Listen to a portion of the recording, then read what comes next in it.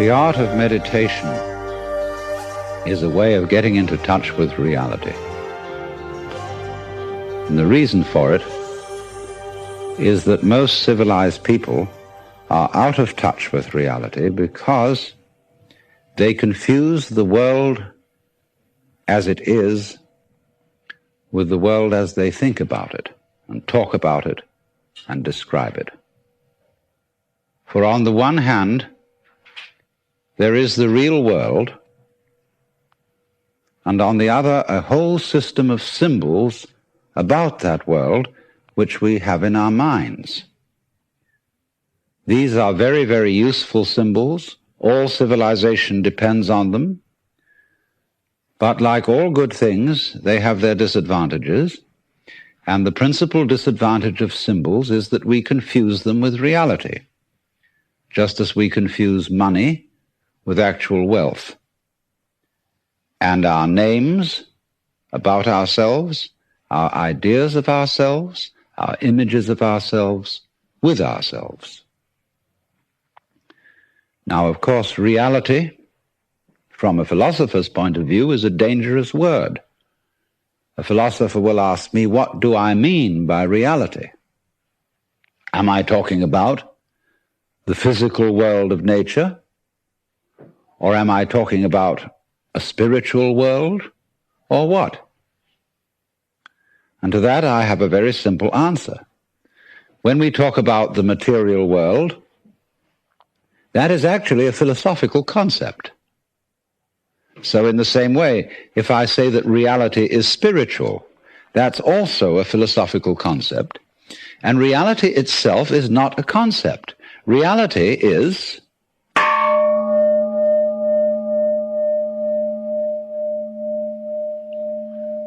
and we won't give it a name. Now, it's amazing what doesn't exist in the real world. For example, in the real world, there aren't any things, nor are there any events. That doesn't mean to say that the real world is a perfectly featureless blank. It means that it is a marvelous system of wiggles in which we descry things and events in the same way as we would project images on a Rorschach blot or pick out particular groups of stars in the sky and call them constellations as if they were separate groups of stars. Well, they're groups of stars in the mind's eye, in our system of concepts. They are not out there as constellations already grouped in the sky. So in the same way, the difference between myself and all the rest of the universe is nothing more than an idea. It is not a real difference. And meditation is the way in which we come to feel our basic inseparability from the whole universe. And what that requires is that we shut up. That is to say, that we become interiorly silent and cease from the interminable chatter that goes on inside our skulls. Because, you see, most of us think compulsively all the time. That is to say, we talk to ourselves. I remember when I was a boy, we had a common saying, talking to yourself is the first sign of madness. Now, obviously, if I talk all the time, I don't hear what anyone else has to say. And so in exactly the same way, if I think all the time, that is to say, if I talk to myself all the time, I don't have anything to think about except thoughts. And therefore I'm living entirely in the world of symbols, and I'm never in relationship with reality. All right, now that's the first basic reason for meditation. But there is another sense, and this is going to be a little bit more difficult to understand, why we could say that meditation doesn't have a reason, or doesn't have a purpose. And in this respect, it's unlike almost all other things that we do, except perhaps making music and dancing. Because when we make music, we don't do it in order to reach a certain point, such as the end of the composition. If that were the purpose of music, to get to the end of the piece, then obviously the fastest players would be the best. And so likewise, when we are dancing, we are not aiming to arrive at a particular place on the floor, as we would be if we were taking a journey. When we dance, the journey itself is the point. When we play music, the playing itself is the point. And exactly the same thing is true in meditation. Meditation is the discovery that the point of life is always arrived at in the immediate moment. And therefore, if you meditate for an ulterior motive, that is to say, to improve your mind, to improve your character, to be more efficient in life, you've got your eye on the future and you are not meditating. Because the future is a concept. It doesn't exist. As the proverb says, tomorrow never comes. There is no such thing as tomorrow. There never will be, because time is always now. And that's one of the things we discover when we stop talking to ourselves and stop thinking. We find there is only a present, only an eternal now. So it's funny then, isn't it, that one meditates for no reason at all, except we could say for the enjoyment of it. And here I would interpose the essential principle that meditation is supposed to be fun. It's not something you do as a grim duty. The trouble with religion, as we know it, is that it is so mixed up with grim duties. We do it because it's good for you. It's a kind of self-punishment. Well, meditation, when correctly done, has nothing to do with all that. It's a kind of digging the present. It's a kind of grooving with the eternal now.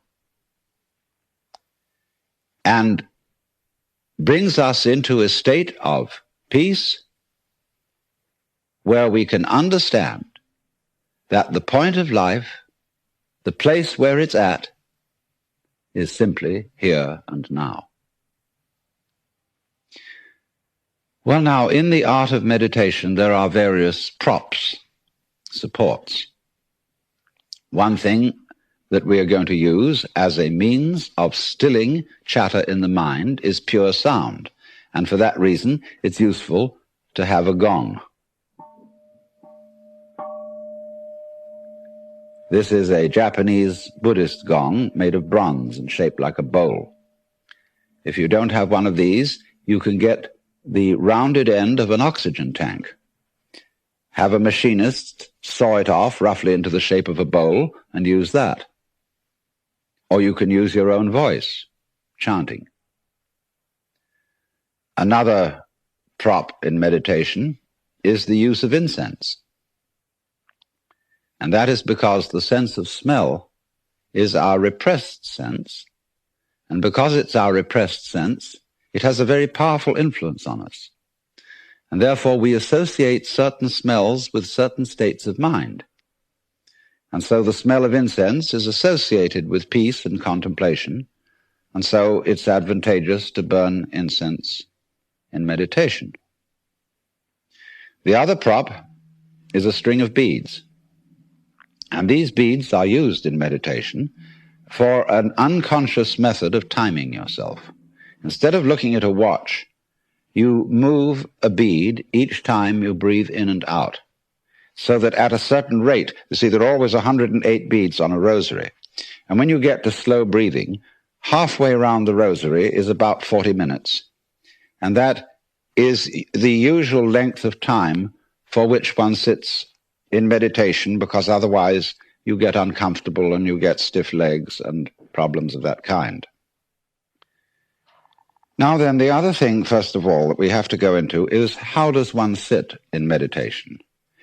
You can sit any way you want. You can sit in a chair, or you can sit like I'm sitting, which is the Japanese way of sitting, or you can sit in the lotus posture, which is more difficult, which is cross-legged, with the feet on the thighs, soles upwards. And the younger you start that in life, the easier you'll find it to do. Or you can just sit cross-legged on a raised cushion above the floor. Now, the point of this is that if you keep your back erect, I don't mean stiff like this, nor slumped like this, but just easily erect, you are centered and easily balanced, and you have a feeling of being thoroughly rooted to the ground. And that sort of physical stability is very important for the avoidance of distraction and generally feeling settled. Here and now, j'y suis, j'y reste, as the French say. I'm here and I'm going to stay. Well, now, the easiest way to get into the meditative state is to begin by listening. If you simply close your eyes and allow yourself to hear all the sounds that are going on around you,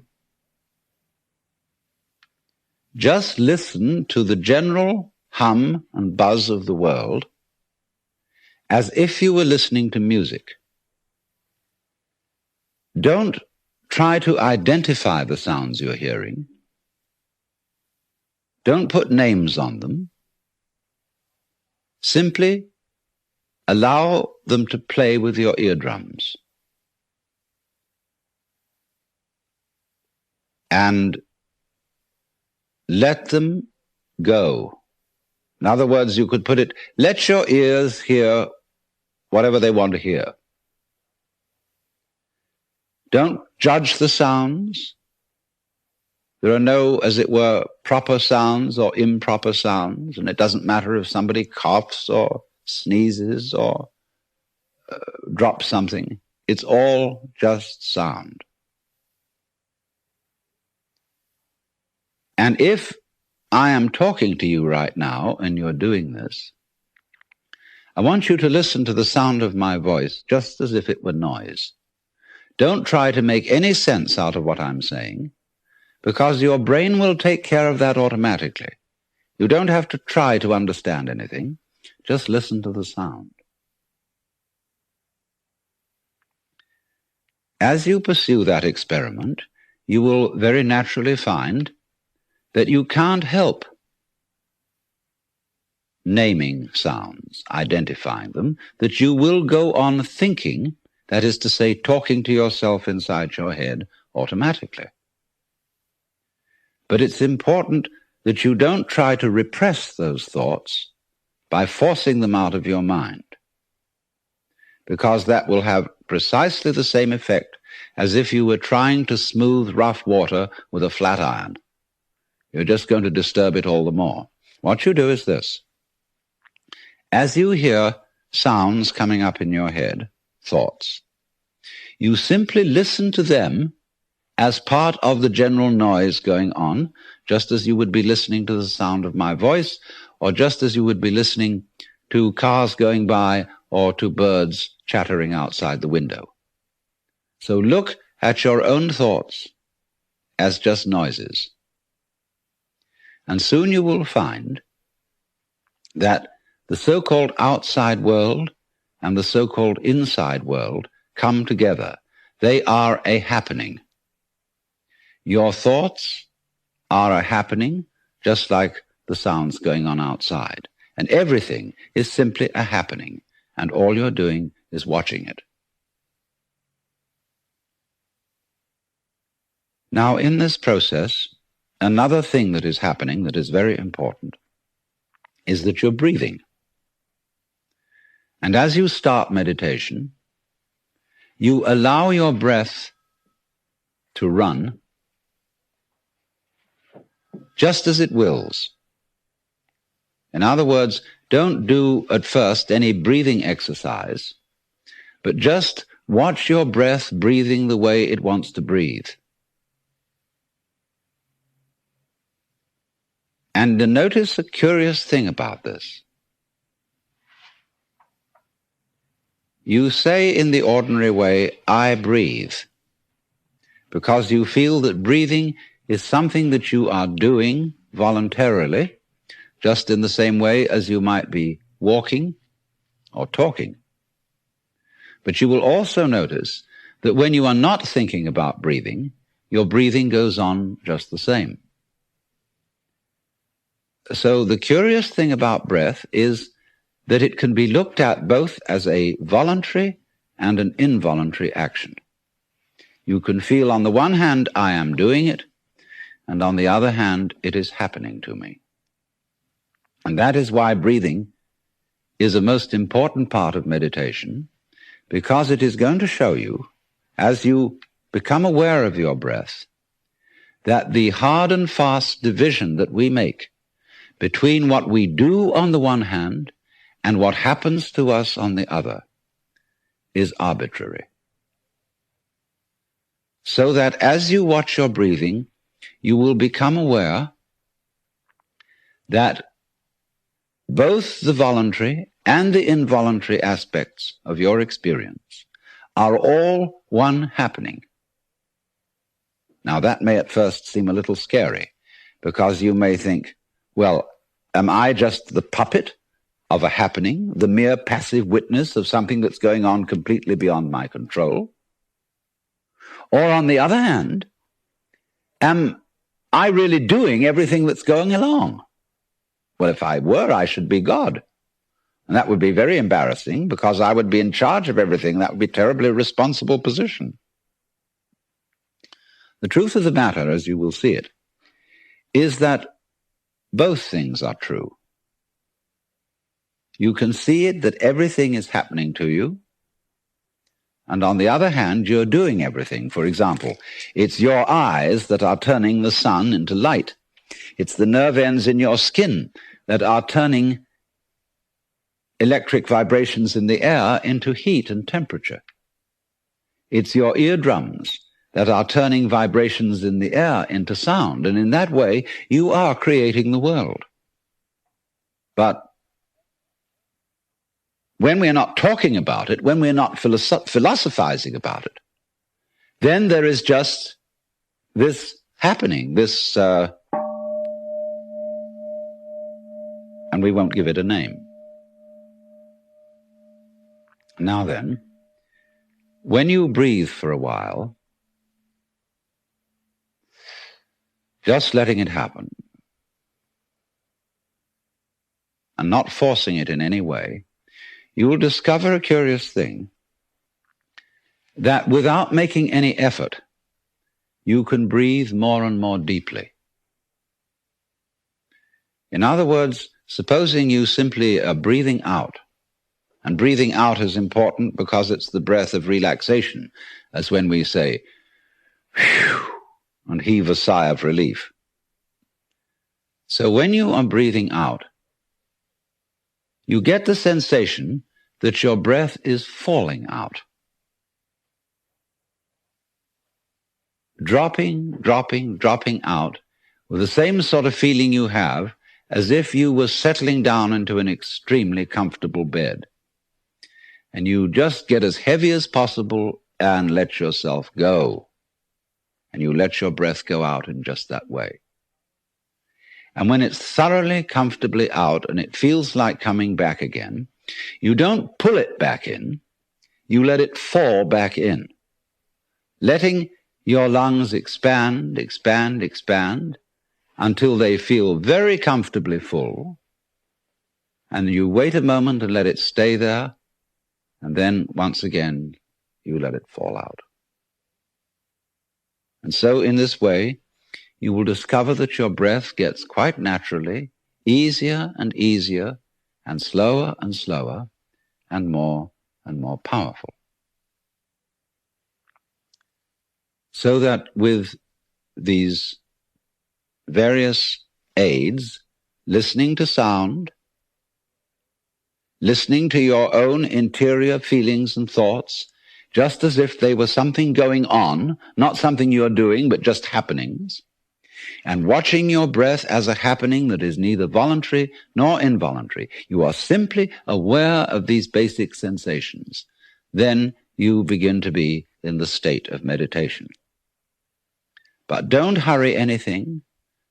Don't worry about the future. Don't worry about what progress you're making. Just be entirely content to be aware of what is. Don't be terribly selective, particular, say, I should think of this and not of that. Just watch whatever is happening. Now then, to make this somewhat easier, to have the mind free from discursive verbal thinking, sound or chanted sound is extremely useful. If you, for example, simply listen to the gong,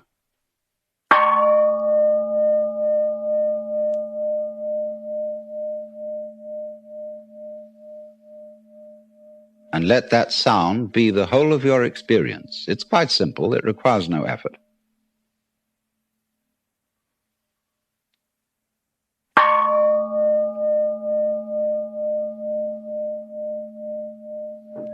And then along with that, especially if you don't have a gong, we can use what are called in the Sanskrit language mantra.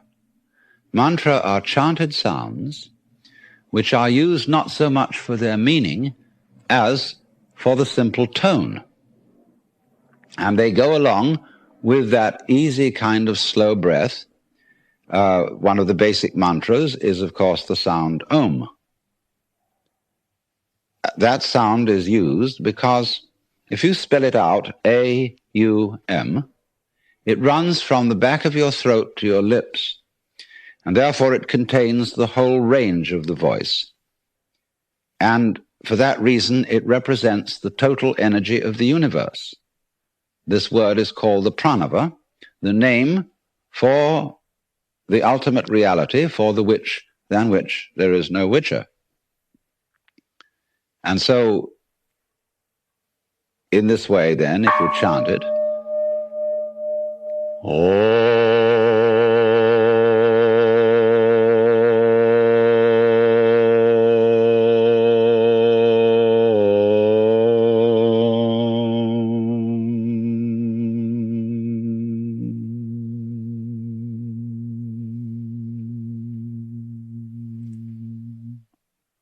and it's varied like this.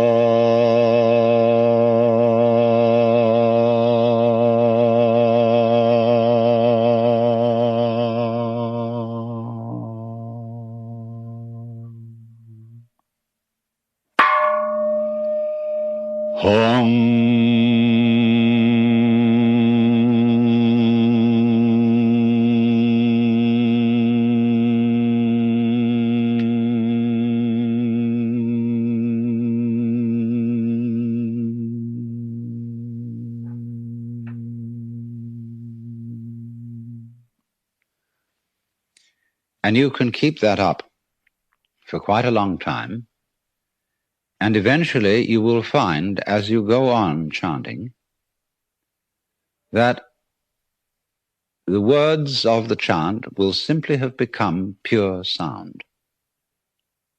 And you won't be thinking about it. You won't have any images about the sound going on in your mind. You will simply become completely absorbed in sound, and therefore you will find yourself living in an eternal now in which there is no past and there is no future and there is no thing called difference between what you are as knower and what you are as the known, between yourself and the world of nature outside you. It all becomes one doing, one happening. Now, in addition to those slow-moving chants, you may find it, according to your temperament, easier to do a fast-moving one. These have a sort of rhythm to them that is absorbing. Say a chant that many of you have heard that goes, Hare Krishna, Krishna Krishna, Hare Hare, Hare Krishna, Krishna Krishna, Hare Hare, Hare Rama, Rama Rama, Hare Hare, Hare Krishna, Krishna Krishna, Hare Hare, Hare Rama, Rama Rama, Hare Hare. And it doesn't matter what it means.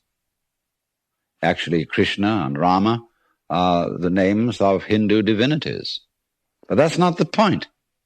The point is just to get with that thing that is running. Hare Krishna, Krishna Krishna, Hare Hare, and so on. And if you're a Christian or a Jew and you feel more inclined to use a meditation word that is more congenial to you, you can use, say, Alleluia, Alleluia, Alleluia, Alleluia,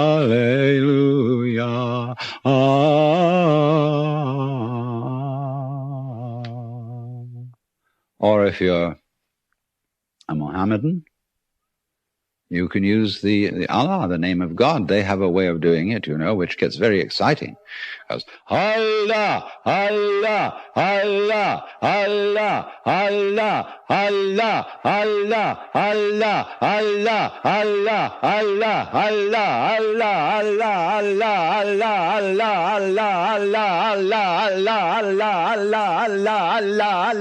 Allah, Allah, and it gets faster and faster. You can keep that up for 40 minutes. And you'll be out of your mind. But you see, to go out of your mind at least once a day is tremendously important, because by going out of your mind, you come to your senses. And if you stay in your mind all the time, you are over-rational. In other words, you're like a very rigid bridge, which, because it has got no give, no craziness in it, is going to be blown down in the first hurricane.